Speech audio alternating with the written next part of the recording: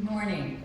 I'd also like to give a shout out to all the Quakers here today from the Richmond Friends meeting and the Virginia Beach Friends meeting, and also throughout the state, Alexandria, Goose Creek, a few others too.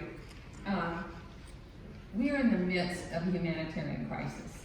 We hear about it every day on the news. We hear about what's happening at the border. We know the devastation. We know what's happening, why people are coming to this country. And we know what happens at the border. But those folks, many of them end up living as our neighbors. We have neighbors, you all have known neighbors that are immigrants, many of whom are undocumented. More than, just let me read from my notes here. More than 1 in 10 Virginians are immigrants, and while more than half that number are U.S. citizens eligible to vote, just over 3% of the state population is undocumented. Undocumented immigrants in Virginia pay $256 million in state and local taxes. They paid that in 2015, and together with other immigrants compose 16% of our state's workforce and are more than 17% of the state's business owners. They are an integral part of our economy, in addition to being our neighbors. I wanted to take a moment to recognize one of our partners in this work in immigration, who we've worked with, I think now for at least 6 years, to try to get the ability for our immigrant neighbors to be able to legally drive in the state, and that is Beatrice Amberman, who is with Virginia Coalition of Latino Organizations. Beatrice, if you please stand.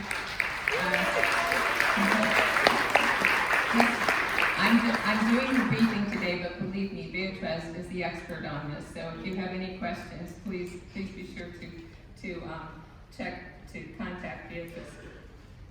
I'm going to be talking about the 2 pieces of legislation that we're following, and as I said, the first piece, I think it's 6 years. I remember when we had Day for All People, we had it in conjunction with Bacalao years ago.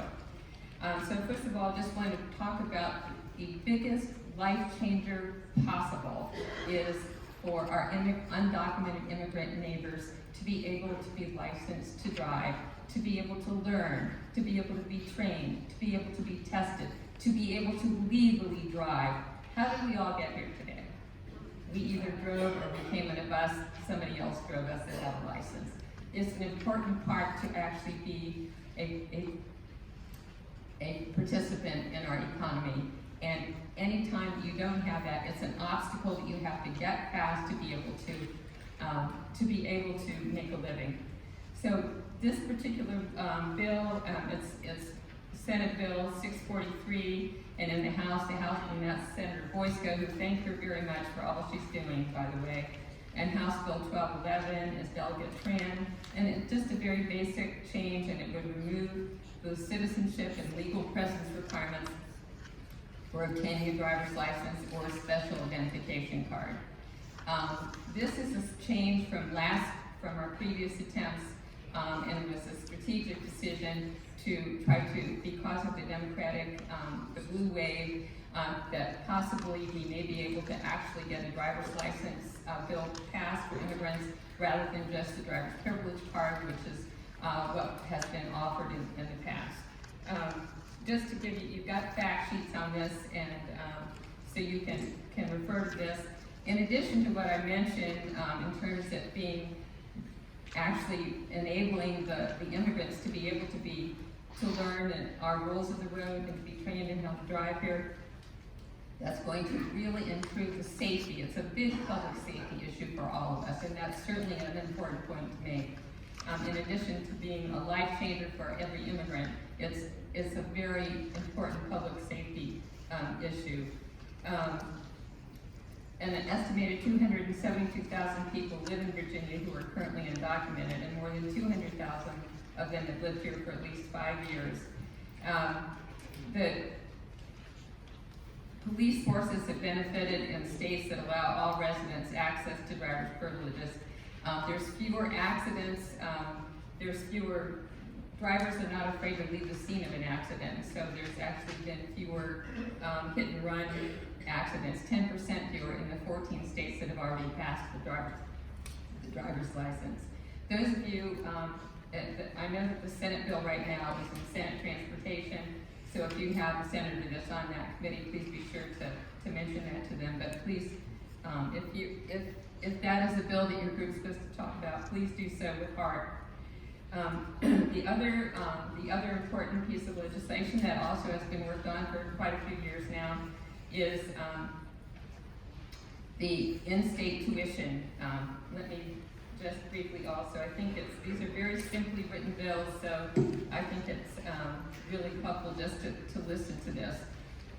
The in-state tuition bill would permit an individual to be exempt from paying out-of-state tuition rates at public institutions of higher education if he or she meets the following criteria: attended high school for at least 1 year in the Commonwealth and either graduated from a public or private high school or program of home instruction in the Commonwealth or passed a high school equivalency exam, and registers as an entering student or is enrolled in a public institution of higher education in the Commonwealth.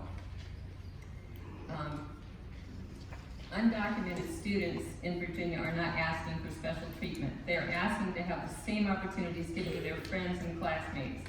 An affordable education allows all state residents the opportunity to thrive.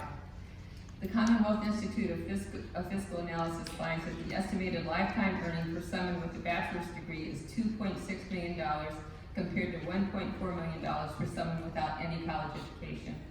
Someone who attends just some college is expected to earn $300,000 more over their lifetime.